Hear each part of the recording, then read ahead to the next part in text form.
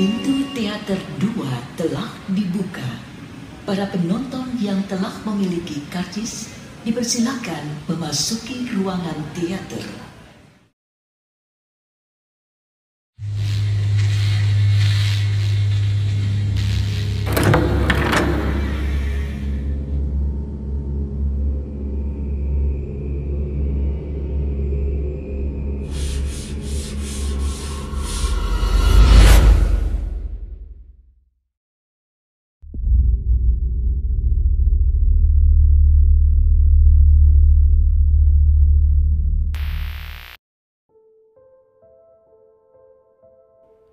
Nining segera memasuki tempat itu. Jendelanya sudah ringsek parah. Genting-genting sudah banyak yang rusak. Sepanjang mata memandang, di situ sawang berjejer liar. Di tembok, atap rumah, bahkan di sela-sela kursi. Kamarnya ada 3. Kenapa memangnya? Ada yang gak beres ini? Maksudmu apa? Coba, lihat itu. Nining menunjukkan sebuah pangilon atau cermin tua dengan rekatan aneh di sekelilingnya. Pangilon kutukan. Ning, jangan mengada-ngada. Tidak, apa yang aku katakan? Pangilon kutukan. Apa maksudnya? Aku tak paham, Ning. Lupakan, Syat. Kita harus mencari semua mayat yang raib itu. Mereka pun menyusuri kamar demi kamar. Mereka mendapati posisi dapur yang berhadapan langsung dengan pintu rumah. Siapa pemilik awalnya? Gak ada yang tahu. Coba lihat, posisi dapur aneh. Pangilon ini, dapur, kamar. Apakah rumah ini tempat pemujaan? Tiba-tiba suara benda terjatuh dari kamar bagian belakang mengagetkan mereka berdua. Ayo cepat. Nining segera berlari menuju kamar bagian belakang. Dan seketika ia melihat. Ah, sial! Nining dan Irsyad melihat sosok manusia kerbau. Dia tampak marah melihat mereka berdua berada di tempatnya. Ning, ayo Ning, lari!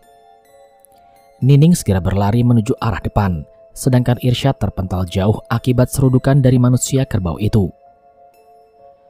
Aduh, bajingan! Syad, Irsyad! Udah Ning, jangan hiraukan aku. Ayo sana, ke Pak Hanif, kasih tahu semua orang. Nining segera berlari menuju ruang depan. Baru saja kakinya melangkah menjauhi Irsyad dan manusia kerbau itu, dirinya ditarik oleh sesuatu dengan tenaga yang sangat kuat. Sontak Nining tidak berdaya. Tubuhnya terangkat dengan tangan kuat yang mencekik lehernya.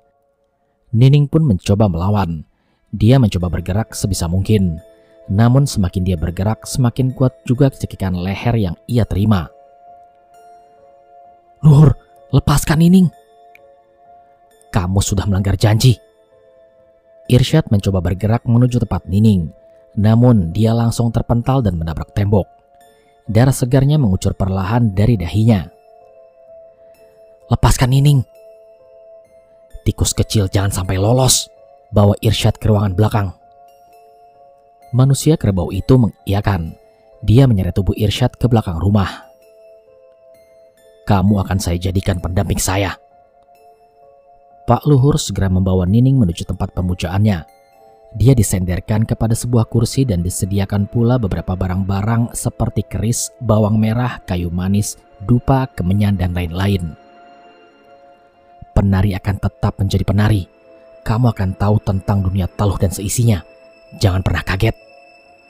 Pak Hanif dan yang lainnya sempat kebingungan. Di manakah Irsyad dan Nining berada? Apa mungkin dia dijadikan sandera oleh Pak Luhur? Pak Wahid segera menyiapkan bahan-bahan untuk mengompres tubuh para korban yang masih selamat. Aptah, tubuhnya mengelupas, demamnya naik. Pak Wahid segera memberikan ramuan dari kayu putih lalu ditempelkan kepada kain yang sebelumnya telah dicelupkan air hangat. Kemungkinan besar Apta masih bisa diselamatkan. Ini memungkinkan terjadinya infeksi di saluran pernafasannya. Lalu apa langkah kita? Tanya Pak Warno. Kita menunggu Irsyad dan Nining. Aku merasakan sesuatu yang tidak enak. Dari kejauhan tampak Pak Luhur mendatangi Pak Hanif. Selamat malam. Pak Hanif dan yang lainnya, apa yang terjadi? Dengan wajah tanpa dosa, Pak Luhur menyapa Pak Hanif dan yang lainnya dengan halus. Sungguh sangat munafik. Selamat malam Pak Luhur. Apa yang terjadi dengan Irsyad dan Nining? Mereka berdua sedang beristirahat di tempatku. Dia sempat membantu menyembuhkan beberapa korban. Menyembuhkan? Bukankah pos siaga hanya ada di dekat balai desa? Apa yang kamu pikirkan, Luhur? Kita memang dari dulu tidak pernah akur ya, Hanif. Semenjak kamu menjadi seorang tabib, kau sedikit congkak dan mengabaikan rakyat biasa. Tutup mulutmu bajingan, kamu yang berulah atas semua ini kan? Hei, jangan cepat memfitnah dulu, itu kan tidak baik. Apapun yang kamu lakukan itu tidak akan ada baik-baiknya di mata semua warga. Dosamu melebihi umurmu itu sendiri. Mana mungkin manusia kerdil sepertimu membahas dosa dan siksaan? Apakah Tuhan selemah itukah menghakimi seseorang? Tuhan menghakimi orang-orang yang munafik lagi sok bijak. Terserah kau, tapi aku bisa menyembuhkan Apta dengan cepat tanpa harus menggunakan ramuan tidak berguna ini. Jangan pernah kau datang untuk menghina seseorang. Tenang Nif, tenang. Kita tidak boleh gegabah. Dengarkan dulu. Pak Warno memang hebat ya dalam menenangkan suasana. Gini, anakmu akan tinggal di rumah kosong dekat lapangan hanya sehari saja. Lalu aku akan mengerjakan tugasku. Selebihnya kau akan tahu sendiri progres dari kinerjaku. Bagaimana Hanif? Tidak, aku menolak. Dia terkena wabah pagebluk. Tubuhnya melemah, badannya luka bakar, juga paru-parunya terganggu. Aku tidak yakin dia akan bertahan lebih lama. Terserah kau saja Hanif. Kemudian Pak Luhur meninggalkan tempat itu. Namun baru beberapa langkah saja Pak Warno langsung memanggil. Baiklah, akan kubawa Apta menuju rumah itu. Keputusan yang tepat Warno. Sambil tersenyum tipis. Dalam hati Pak Hanif agak kesal dengan sikap Pak Luhur yang semena-mena dalam mengatur para korban wabah pagebluk. Kemungkinan besar Pak Luhur memanfaatkan keadaan agar dirinya tersohor. Saya bakal ke sana. Mau kemana? Tanya Pak Wahid. Melihat Apta. Terus ini bagaimana? Sebentar Hid, kamu jaga dulu. Ya sudah kalau gitu, jangan lama-lama. Pak Hanif pun mengangguk. Dia membawa sebilah pisau dan kalung batu hitam. Pak Luhur telah menyiapkan segala rencananya. Dia tahu jika Hanif akan mengikutinya. Maka dari itu dia akan menjebaknya langsung di rumah kosong itu. Letakkan dia di kamar tengah. Kemudian Pak Warno meletakkan Apta di ruangan tengah. Di situ tersedia alat-alat pengobatan. Yang aneh dari kamar itu adalah terdapat tempat pasung yang berguna sebagai pencegahan bila mana si pasien mengalami kesurupan.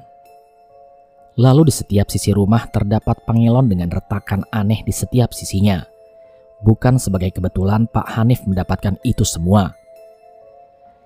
Ini tempat apa Pak Luhur? Tapi tempatnya seperti tidak dirawat. Maklum saja, namanya juga rumah kosong dulunya. Silakan, kalian berdua bisa keluar.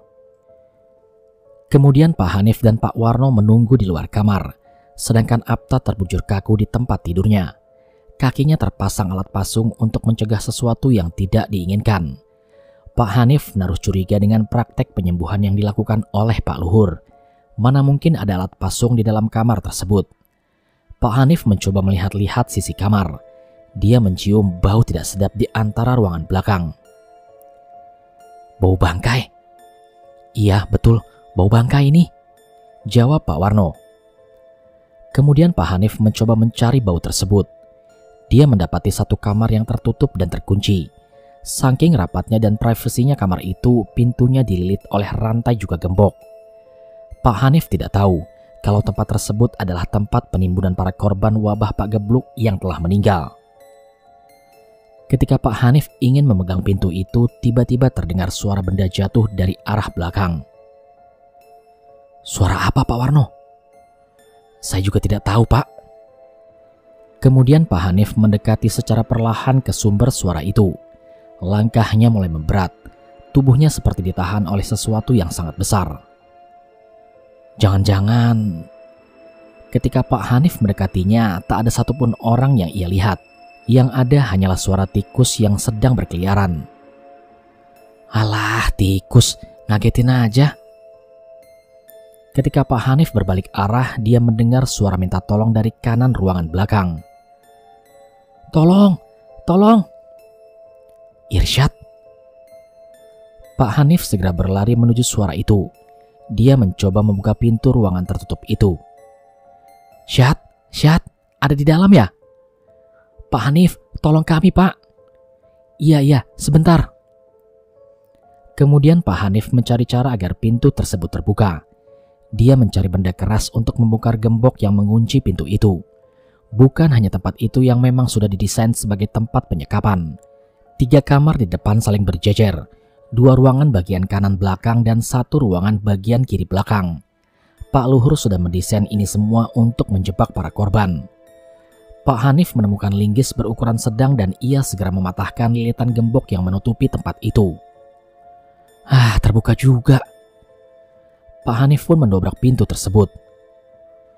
Syad, Nining, astagfirullah, sejak kapan kalian ada di sini? Apa yang terjadi? Panjang, Pak, ceritanya. Sekarang mari keluar dari tempat ini. Nining pingsan dengan luka di bagian dahinya, sedangkan Irsyad terdapat luka di bagian kepala dan pelipis. Pak Hanif mengangkat tubuh Nining bersamaan dengan Irsyad.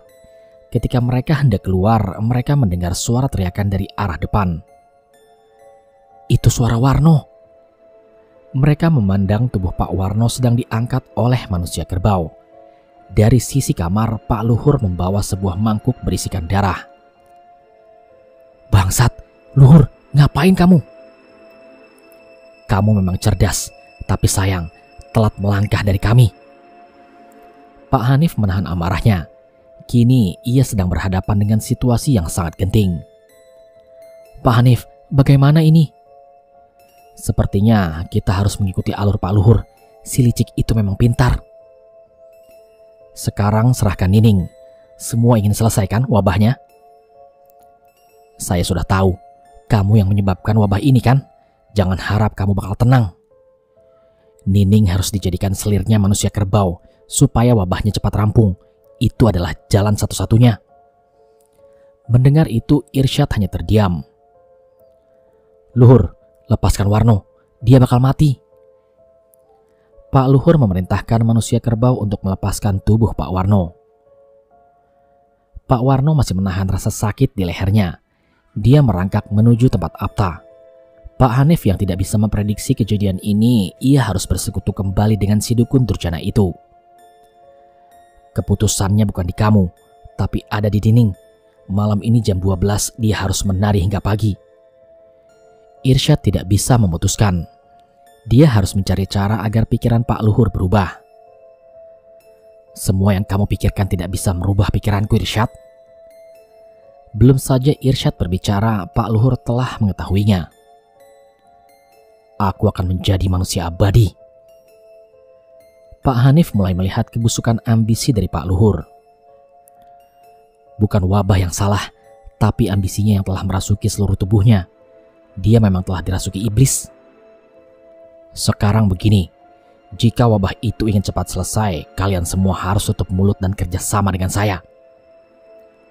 Saya tidak akan sudi bekerja sama dengan kamu, Luhur. Kamu yakin?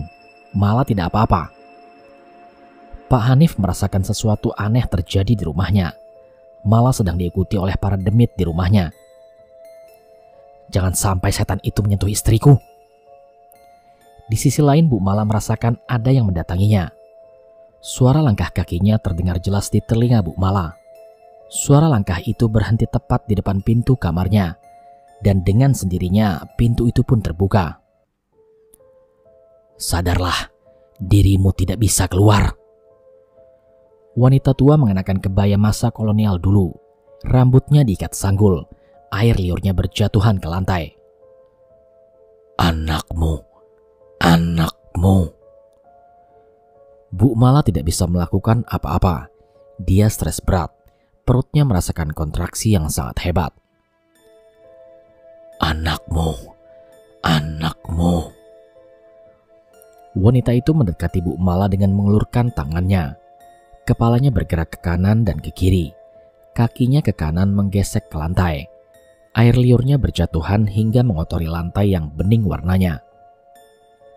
Aduh, Papa, tolong. Anakmu. Bu Mala merasakan kontraksi yang sangat hebat. Perutnya sudah rada gengser. Sebentar lagi dia akan melahirkan, namun tidak ada yang membantu proses kelahirannya. Wanita berkebaya itu memegangi perut Bu Mala. Dia membantu Bu Mala untuk melahirkan. Anakmu bakal jadi anakku. Bu Mala tidak meladeni ucapan demit kebaya itu. Dia tetap bersikukuh untuk menyelamatkan buah hatinya. Pak Hanif memiliki perasaan tidak enak. Dirinya harus memilih dan memilah langkah agar tidak ada korban lagi. Tenang saja, Nif. Mala akan selamat beserta bayi itu. Sial, apa maumu, Luhur? Sudah jelas, aku menginginkan keabadian. Di dunia ini manusia tidak ada yang abadi. Jasad tidak abadi, tapi tubuhku akan bebas mengitari belahan bumi. Baiklah, jangan kebanyakan bicara. Apa solusinya dan apa yang harus aku lakukan? Ikutlah bersamaku. Kita akan menyelesaikan semua wabah ini. Oh iya, anakmu sudah lahir. Dia akan menjadi anak yang diberkati oleh leluhur. Di lehernya terdapat tai lalat. Matanya tajam. Alisnya bergelombang. Anak itu juga akan menjadi ancaman untukku. Bangsat, kau apakan Mala? Berterima kasihlah kamu. Aku telah membantu melancarkan proses kelahiran Mala. Pak Luhur meninggalkan mereka berempat, sedangkan Apta masih belum sadarkan diri. Darah yang diambil oleh Pak Luhur merupakan racun yang mengenai kaki bagian kiri. Dia mengambil darah itu untuk membuang segala racun yang ada di tubuh Apta. Sudah, tenang saja. Apta akan selamat. Pak Warno segera bangkit dan melihat tubuh Apta masih terbujur kaku di ruangan itu. Kakinya masih terpasung. Apta, tunggu Bapak ya nak. Bapak akan menyelamatkanmu. Pak Warno dan yang lainnya mengikuti langkah Pak Luhur. Dia menuju sebuah lapangan dekat rumah kosong itu. Apa yang ingin kau lakukan? Nining akan aku jadikan tolak wabah ini. Jadi percayalah kepadaku. Apa maksudmu? Kamu masih ingat kan? Jika wabah ini parah, maka harus ada yang dikorbankan untuk dijadikan penari penolak wabah. Kurang ajar kamu Luhur. Kamu tak punya rasa manusiawi. Teriak Irsyad sambil memegang erat jubahnya. Jangan bicara tentang rasa manusiawi. Aku tercipta sebagaimana orang baik. Hanya saja kegelapan ini sulit untuk dikendalikan. Mereka semua terdiam. Irsyad terjatuh karena dorongan tangan dari Pak Luhur. Pak Luhur segera menyeret tubuh Nining. Lalu jarinya ia celupkan kepada mangkok yang berisi darah dan menempelkannya tepat di jidat Pak Luhur. Buat apa kamu Luhur? Sudah, lihat saja nanti. Dan dengan sekejap tubuh Nining terbangun. Lalu dia menari-nari tepat di depan mereka semua. Tubuhnya sangat liar dan elok untuk dilihat. Ning, sadar Ning, Nining. Nining tidak bakal sadar. Apa maksud kamu Luhur? Nining bakal jadi seserahan alam untuk menghilangkan wabah pagebluk. Hah? Kurang ajar. Irsyad mendaratkan jotosan mentahnya kepada Pak Luhur. Namun dengan sigap Pak Luhur menangkisnya dan menendang kaki Irsyad. Pak Hanif segera bergerak. Dia menahan tubuh Irsyad agar tidak terjatuh. Udah Syad, udah, jangan dilanjutkan. Luhur, sekarang apa yang harus kami lakukan? Dan sampai kapan Nining akan menari seperti itu? Kalian pulang saja ke rumah. Untuk Nining, dia akan menari hingga hujan turun. Itu tidak mungkin, suasananya tidak mendung. Sampai hujan turun. Sudah Syad, ayo pulang. Tidak Pak, tidak. Irsyad tidak bisa menahan rasa kesalnya. Dia telah melakukan kesalahan fatal hingga membuat Nining menyerahkan diri dan menjadi korban keganasan wabah pagebluk. Ning, sudah Ning, sudah. Teriakan Irsyad pun tak ada gunanya. Dia meratapi tingkah Nining yang digerakkan oleh demit wanita kebaya. Dia tidak bisa menahan rasa kesalnya kepada Pak Luhur yang meninggalkan mereka semua. Pak Luhur menuju tempat semula untuk menyembuhkan Apta. Sudah, ayo, biar kita serahkan sama Yang Maha Kuasa. Semoga Nining selamat. Pak Warno, Hanif, dan Irsyad kembali ke rumahnya masing-masing. Nining masih menari dengan eloknya hingga hujan turun. Para korban masih berdatangan ke tempat Pak Wahid, Muhaimin, dan Bidin. Di sisi lain, Bu Mala telah melahirkan bayi laki-laki dengan tahi lalat tepat di lehernya. Alisnya bergelombang dan matanya sangat tajam. Benar seperti apa yang dikatakan oleh Pak Luhur. Pak Hanif pulang ke rumahnya, sedangkan Irsyad menuju pos siaga dekat balai desa. Pak Warno sendiri masih belum bisa menerima kenyataan. Jasad istrinya masih hangat dan masih tergeletak di balai desa. Mah, Mama. Iya, Pak, ada apa? Pak Hanif segera mendapati Bu Mala sedang menggendong seorang bayi. Ini anak kita, Mah. Iya, Pak, anak kita. Ganteng kan kayak bapaknya? Anakku, alhamdulillah. Pak Hanif meneteskan air mata bahagianya. Mau dikasih nama siapa, Pak? Arya Kusuma. Arya artinya bangsawan atau raja. Kusuma yang berbudi luhur. Kelak kamu akan menjadi pemimpin yang berbudi luhur dan menjadi penyelamat bagi orang-orang di sekitarmu. Nama yang bagus, Pak. Mah, siapa yang membantu persalinan Mama? Sontak Bu Mala langsung tercengang dengan pertanyaan itu. Anu, Pak. Siapa, Mah? Demit Kebaya. Hah? Maksudnya, Mah? Demit Kebaya ngebantu persalinan Mama. Astagfirullah, udah diazanin belum, Mah? Ya belum lah, Pak. Pak Hanif segera mengazani telinga Arya di sebelah kanan dan mengikomahkan di telinga kiri. Nak, maafin Papa ya. Papa janji gak akan ninggalin kamu lagi. Malam masih larut dengan kesunyiannya. Nining masih menari tanpa sadar. Tubuhnya mulai terlihat lelah. Keringat mulai berjatuhan. Tinggal Apta yang bakal aku singkirkan. Pah, kamu habis dari mana aja? Panjang ceritanya. Sekarang Papa ingin menyelamatkan Nining dan Apta. Memangnya apa yang terjadi dengan Nining? Dia menjadi tumbal untuk menghentikan wabah pagebluk oleh Pak Luhur. Loh, mengapa tidak kamu cegah, Pak?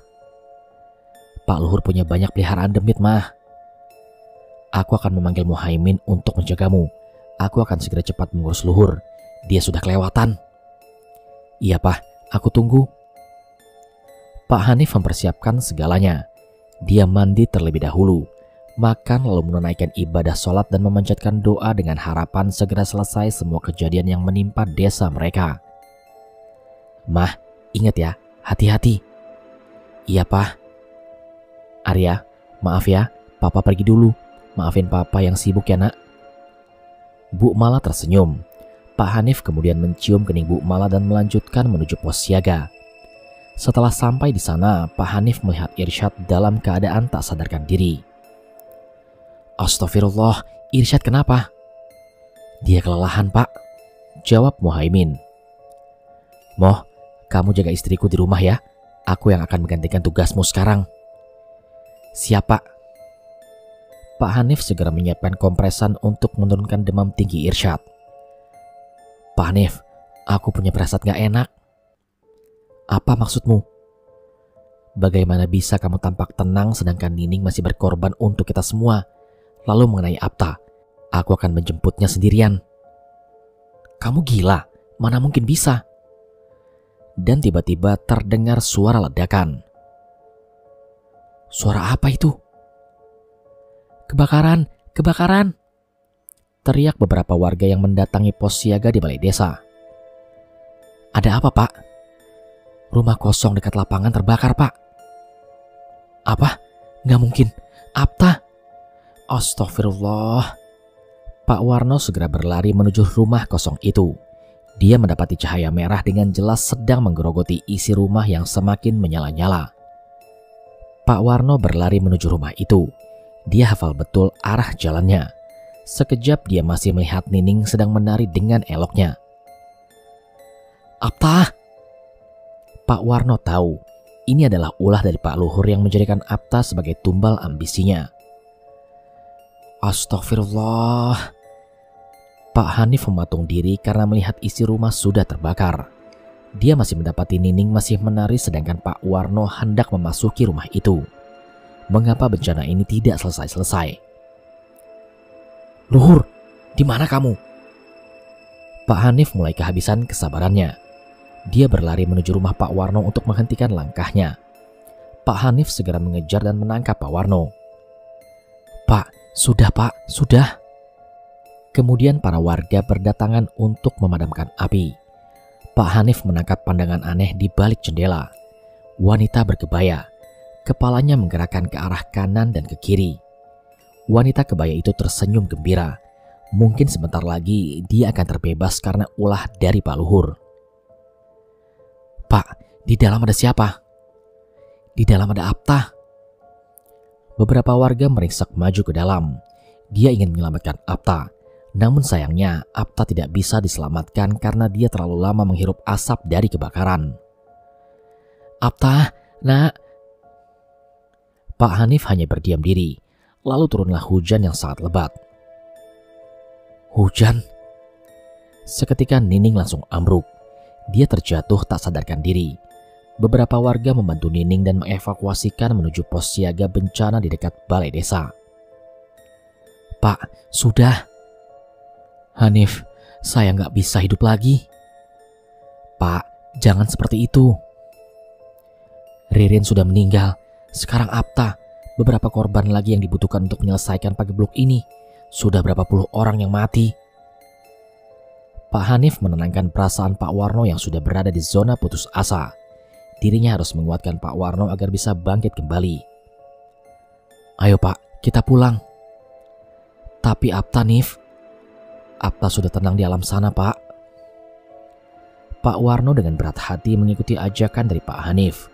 Secara seketika, wabah di desa tersebut pun menghilang. Para warga bersorak gembira. Namun ada beberapa juga yang menaruh duka karena kematian Bu Ririn dan Apta. Nining juga masih koma dan belum sadarkan diri. Semua warga, cari Pak Luhur sampai ketemu. Teriak Pak Hanif. Kamu mencariku, Hanif? Hanif langsung menoleh ke belakang. Kurang ajar. Hanif mulai menyerang namun sayang tangan Pak Luhur lebih cepat gerakannya. Saya ingin ingatkan kembali, jika kalian ingin selamat, kalian harus mengikuti aturan yang telah leluhur tetapkan. Pak Hanif yang terjatuh mencoba untuk bangkit, namun Pak Luhur menahannya. Dan untukmu Hanif, jangan coba-coba kamu mencuci otak semua warga. Kamu hanya berstatus sebagai tabib dan aku yang akan memimpin desa dari segala mara bahaya. Seluruh warga hanya terdiam lemas. Tiada yang mampu melawan, apalagi menjatuhkan Pak Luhur yang benar-benar dukun sejati. Wabah pagebluk berhasil dia ciptakan dan dia pula yang menghilangkan. Tidak salah lagi, dia akan menjadi orang yang berpengaruh di desanya. Sekarang kalian semua bubar. Para warga membubarkan diri. Nining tidak bisa diselamatkan. Apa maksudnya? Tanya Irsyad. Dia telah meninggal, ucap Pak Luhur. Irsyad baru sadar dan melihat dengan mata kepala sendiri tubuh Nining yang sudah tidak bernyawa lagi. Nining, bangun Ning. Sudahlah, ikhlaskan saja. Kurang ajar kamu Luhur. Dengan tubuh seperti itu, kamu ingin menyerangku. Tentu saja kamu akan mengikuti jejak Ririn, Apta juga Nining. Tapi kita bisa menghidupkan Nining kembali. Menghidupkan Nining kembali? Apa maksudnya? Ya, menghidupkan Nining. Bagaimana caranya? Dengan cara menukar sukma dengan leluhur. Irsyad hanya terdiam dengan penjelasan dari Pak Luhur. Ada perasaan senang dan kesal. Namun mana mungkin yang meninggal bisa dihidupkan kembali? Apakah ini ciri-ciri salah satu pengikut setia setan yang mampu melakukan itu? Luhur, sudah, kamu sudah salah langkah, sudah cukup. Hanif, yang mempunyai kuasa itu bukan kamu, tapi aku. Dan untuk Pak Warno, saya harap Bapak ikut saya juga. Saya bukan orang bodoh yang bisa dibodohi seperti Irsyad. Sejatinya cinta itu mengikhlaskan orang yang sudah tiada. Semoga tenang di alam sana kamu Warno. Aku melihat tanda kematianmu di masa depan. Jika cinta tidak bisa membunuhmu, maka rasa kasih sayang itu sendirilah yang akan menjadikanmu mencintai. Lalu kematian yang akan menghampirimu Warno. Bicara apa kamu Luhur? Lagi dan lagi Pak Luhur tidak bisa diserang dari jarak dekat. Apa sebenarnya kelemahan dari Pak Luhur itu sendiri? Mengapa sangat sulit untuk dihentikan? Raja Santet akan meninggi namanya di jagat Cirebon. Pak Luhur bersama Irsyad meninggalkan mereka. Sementara Nining, Irsyad membawanya untuk dihidupkan kembali dengan sukma yang berbeda. Sukmo Demit. Sukmo Demit ini adalah proses pertukaran jiwa dengan leluhur yang diyakini sebagai sejiwa di masanya. Baik tingkah laku, ucapan, suara, ataupun yang lainnya. Yang membedakan adalah karakter. Karakter Nining yang halus dan lembut serta penuh pengorbanan harus menemukan juga yang sama dengannya. Namun jika tidak, maka akan menjadi jalur yang menakutkan bagi catatan kehidupan yang akan terjadi. Bisa saja yang terbangun adalah rasa dendam dan kematian.